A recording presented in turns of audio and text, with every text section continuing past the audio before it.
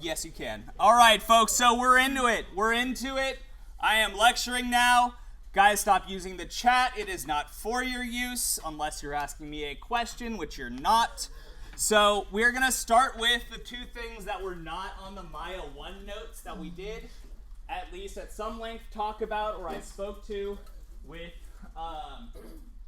many of you about trying to add colors or something along those lines. And so the first thing on there, combine and separate, that's just simply make the things connected or separate, obviously, unconnects them. So just what you would imagine. So we talked about combine, so combines multiple objects. So that was where I was showing you combining a bunch of spheres or cubes. Not sure what I was doing in this period. Cylinders, I think I was combining in here. So that was, I showed you that so you could make arms for your snowmen and combine them and then like duplicate them or whatever. Another thing that we talked about is assigning a favorite material.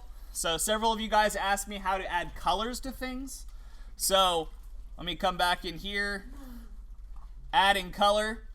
So if I have this cube here, I can, in the selection mode menu, come down to assigning a favorite material and pick a Blinn or Lambert. And then that will assign this whole object, in the case of a Blinn, a shiny material. Or, so if I go to Blinn, so I can make this a shiny red cube, or I could go ahead and assign a Lambert. I can go into face mode and select just a face, and I could also assign individually by face, and so now I've put a Lambert on this, and so, right? So again, you can assign those materials by face, you can assign them to the whole object. Just note, folks, that the default material for any object is known as Lambert 1, and it's the default gray that you see when you make objects. Don't mess with Lambert 1. Maya does not like when you touch Lambert 1. So leave it alone. Sir? Yeah, Lambert 1 is basically every object. Every object uses it. That's not been favored. Yeah. So let's real quickly go over a little bit more nuance. So I have this cube, okay? This cube I have selected in object mode with the move tool. So, and I need to click on this for a second. Okay, so as you can see, there are 3 arrows on the move tool, which represent each of the 3 different axes in the 3-dimensional space. We have X, we got Y, we got Z. Okay? So, to help us out, so that we don't have to guess as much or, double check ourselves, X is always going to be red. So, if I grab this red arrow, I know I'm moving my object in the X-axis. If I grab the blue arrow, I know I'm grabbing it in the Z-axis. And if I grab the green one, I know it's moving in the Y-axis. You'll also notice down here, folks, the bottom, you have X, Y, and Z, which tells you the direction that the world is oriented in as you spin it, and you'll also notice it follows the same color coordination. So Maya is trying to help you out by letting you not have to look at that tiny little thing in the bottom and just look at the tool and be like, oh, I'm moving it in the X, grab the red arrow. I'm moving it in the Z, grab the blue. Now, the final thing is that you'll see that the middle of my manipulator is yellow. I'm going to click on my Z-axis real quick, and you'll see that my Z-axis becomes yellow. That just means that's the last axis I move this object in when it's yellow. Okay, so that part we don't have in the notes. But you'll notice that the center of my manipulator is light blue. And if I switch to my rotate tool, you'll see that the same thing is true. Red X, blue Z. My Y is yellow right now because it's selected, and then I have a baby blue ring on the outside, which controls all 3. I go to scale. There it is again. Red, green, a selected Z-axis, so it's yellow, and then baby blue for the center. So for each axis, write the color it corresponds to on the manipulator. So the word manipulator you might hear every now and then come out of my mouth, and that is just the thing that controls the tool.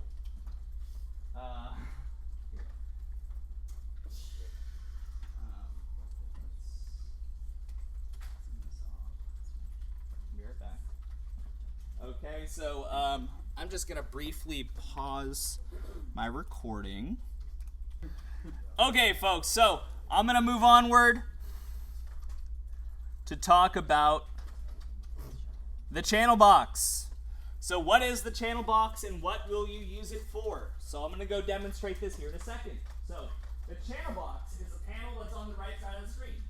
It's probably the one that you're going to leave open most of the time on the right side of the screen. There's another one called the attributes panel that we will use at some times, but mostly you will be on the channel box. So what the channel box has is going to show your objects information, not faces or vertices or edges. Those don't have things in the channel box really. So which shows your object's current translate, rotate, and scaling information, as well as what's known as its history. So basically, what have you done to this object? Keeps track of it. You can even go back like 50 things. Like if you have an extrude that you did an hour ago, and you haven't cleared the history, you can go edit that extrude if you really want to, because it's still in the history. So channel box, is a really handy tool. We're going to use it a lot. Now, one of the most basic things, though, the stuff we're going to be using it for a lot now and in the short term, channel box allows you to manually edit values such as translate, rotate, and scaling. So if you want to make something smaller by half, its scale should be 0.5.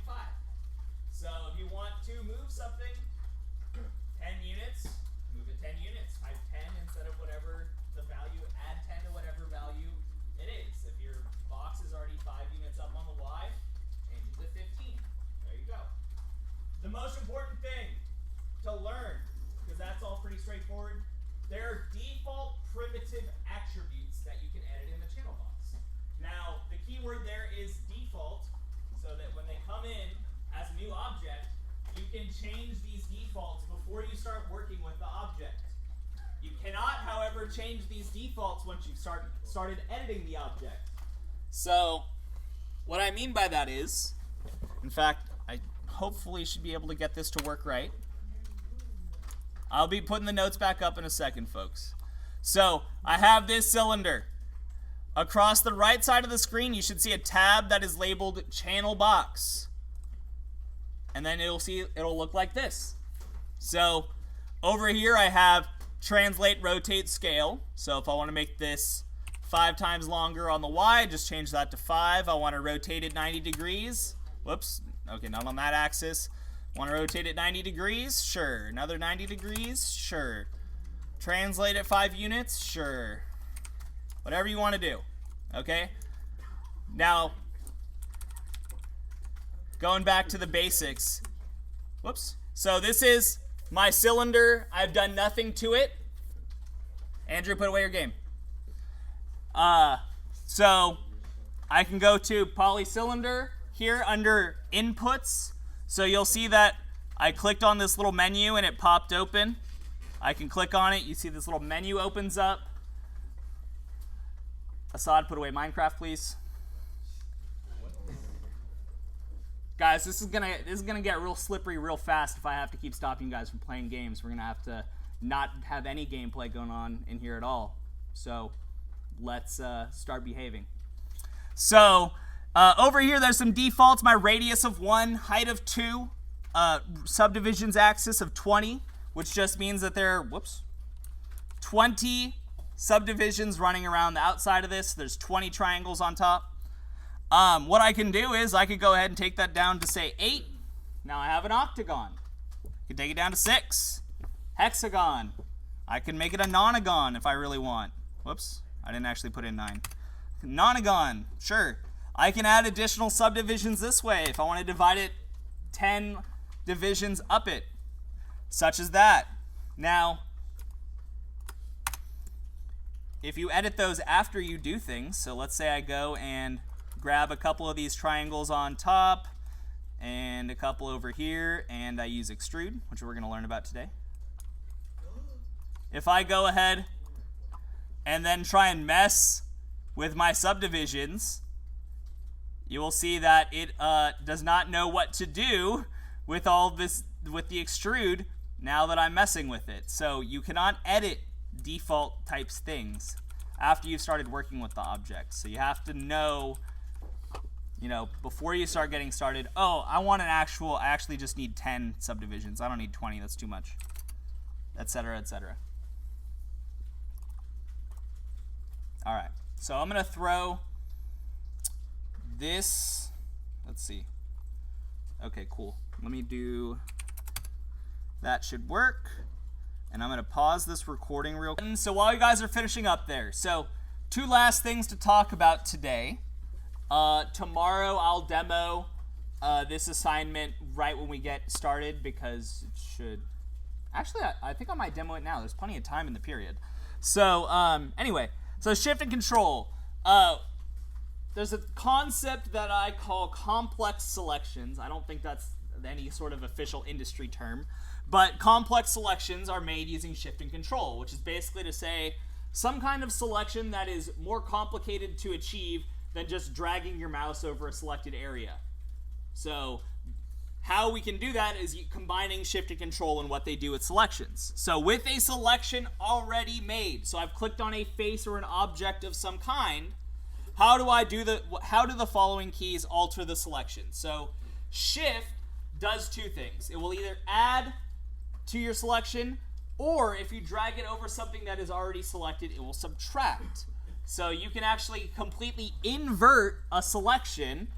And what I mean by that is, if I take my cylinder here and I select these faces across the middle and hold shift, again, it adds and subtracts simultaneously. It's going to add the top because it's not been selected, and deselect the sides because those were already selected. So again, I had all of these selected, shift and drag, added the top and bottom to my selection, but removed the middle. So that is using shift for your selections. The other thing is control. So let's say I want to select just the top.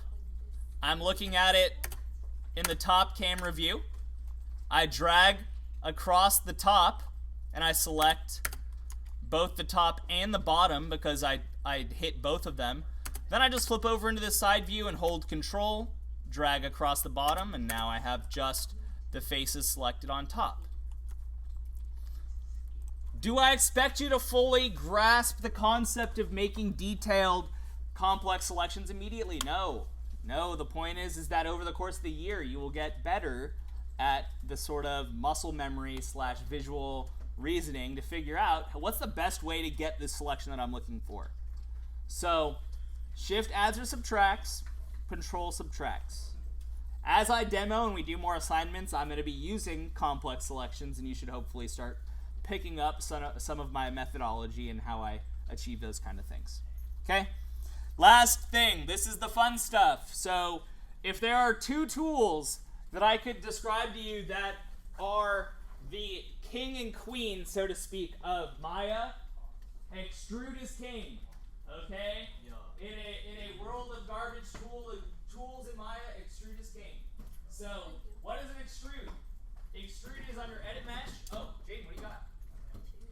You know the definition of extrude? Ouch. Okay. All right. Extrude is under edit mesh extrude. There's also an icon on the shelf, which I'll be showing you in a second. So extrude creates new polygons connected to the boundaries of the currently selected polygons. Which is to say, if you select like 4 faces around it, it will bring up all the connected faces, new faces connected to it, which I'll show in a second. If you don't complete an undo, second question then. Second question. What happens if you don't fully undo an extrude? So this is number 1. You need to know this. You cannot ever not know this in my class, or you're gonna not pass probably. So you need to know that your undos need to be fully extruded if you undo them. And that sounds like a silly, what do you mean, fully undo it? That's why I have this little picture here. It says undo poly extrude. That message is what you need to see extrude. Because if you do not see this message, extrude leaves the faces connected and hidden, but still very much there. So that is going to lead to lots of problems. You know, if you leave an extrude there, it may not be a problem, you know, within 10 minutes or 20 minutes, but an hour later, 2 hours later, 3 days down the line, you're working on something and it's not behaving properly, and you realize you left a whole bunch of extrudes somewhere, and there's a whole bunch of random faces. So what that might look like. First of all, I have these faces selected on top. I'm going to hit this extrude button right here. It is also under Edit Mesh. Extrude is right here. It's also Command E, just so you know. So this button right here, I'm going to click it. You'll see that my manipulator moved and changed into this multi-manipulator, as it's called, because it has the move arrows, the scale arrows, and the scale ring. Ugh. The move arrows, the scale cubes, and the rotate ring are all present. So if I wanted to, I could rotate these faces. I could move these faces. I could scale these faces. A variety of things I can do with extrude. So let me go ahead, I extrude once, and there is a move, and then I'm going to extrude again. This time I'm going to scale, so you can see I'm making a smaller ring on this. I'm going to extrude again, and I'm going to click on the rotate ring and rotate this and create this shape. What it says in the edit? Edit mesh. Edit mesh? Edit mesh is a menu to the far to the right. Oh, Yeah, oh yeah. yeah. Oh, There you go. Oh, this? Cool. I thought it was like edit or So, mesh. yeah. So, those are the three things you can do with extrude. Now, if I don't fully undo my extrude, so I'm going to undo, right? It looks like it's gone. Everything's good, right? It's all gone. Except, it's not gone. It's still there. There's that face that was previously hidden. So, there's an additional 8 faces that are hidden here. If I go ahead and do this, you'll see they're all still there. Okay? So if you don't fully undo, maybe not today, maybe not tomorrow, but someday and someday soon, you're going to have a problem. Okay? So be aware. Now, where I'm seeing this undo poly extrude is down here at the bottom. This is called the status bar. Pretty much the only time you really need to keep track of the status bar is making sure it says undo poly extrude when it needs to say undo poly extrude. Questions on the notes, folks? Who still needs to copy sections of the notes off the board? Still needs to copy words. Andrew, you do? No problem. Okay. And I'm going to go ahead and pause the recording. So, for tomorrow, what I'm going to ask you guys to do in Maya. So we went over today editing default primitive channels. So things like setting its subdivisions amount, setting its height, scaling it, rotating it in the channel box. We also went over extrude. Okay, so we're going to use those two to make a crate and a barrel. So I'm going to start with the crate. All of this stuff will be written down for you tomorrow. I'm not technically assigning this today, so I didn't put it on Classroom already. So, I've made a default cube. It is it's a 1 by 1 by 1 cube. So it's all one unit, one subdivision. I'm going to add 5 subdivisions on every side. So now I'm going to have all of these different sections. And again, you just need to click the polycube under inputs. You'll see all of these options for a default object. Okay? And then to make your crate, all you're going to do, or most of what you're going to do, select these faces using Shift on every side. The 9 most interior faces.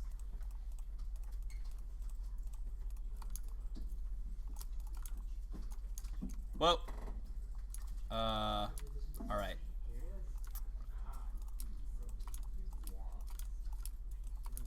All right, I'm doing it a quick way because my ate my selection. Whoops.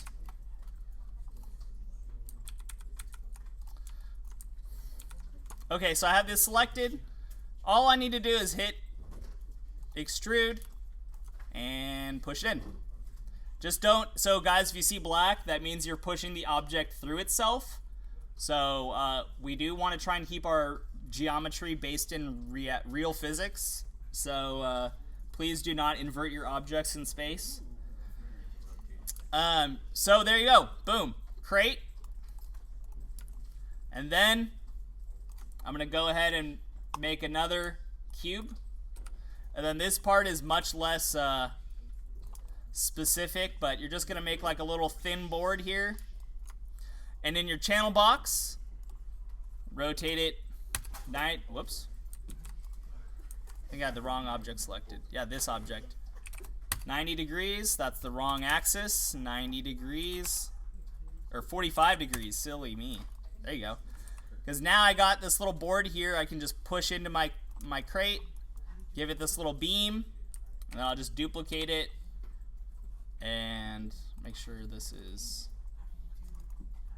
so then I'm going to zero this out and rotate this 90 degrees and then do this. So that's telling me negative 90, 45. Yoink. My move tool supposed to be oriented with the world? That's what I thought. Okay. Duplicate this. Zero my rotates out again. Alright. And then this one, rotate Z 45 degrees again.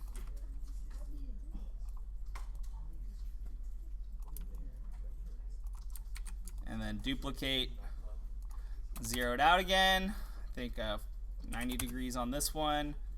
And then I think it's going to work out to be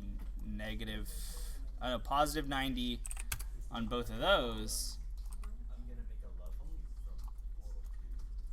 Companion cube. And there you go. So I got my 4 beams. You don't need to do the top and bottom. 4 is enough. All right. And then now that I got my crate made, I'm going to end by combining it. And now my crate is solid. Cool. My crate is done. Then, moving on to the barrel. The barrel is much easier. I'm just going to make a cylinder. I'm going to switch into face mode. I'm going to record this and have instructions tomorrow. So, I selected all the faces. I'm holding Control to deselect. I'm then going to extrude. And now I'm extruding both sides, the top and bottom of my object. And I'm just going to drag it down, click on the scale cube, scale it in, and it's doing it on both sides.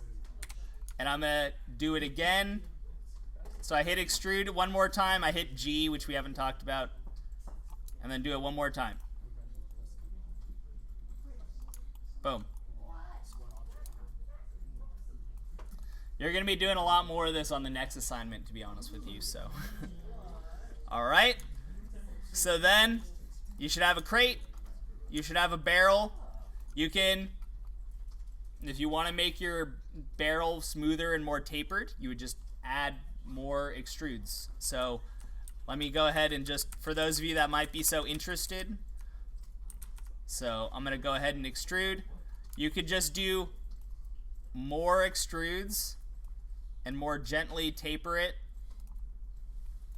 As long as you have 2 or 3, I'm going to be good. But for those of you that are trying to, you know, go above and beyond, the more extrudes you have and the more delicate the taper is, the smoother the outcome is going to be. Right? So then, now there's a very round top for it. Okay? But it's really that simple.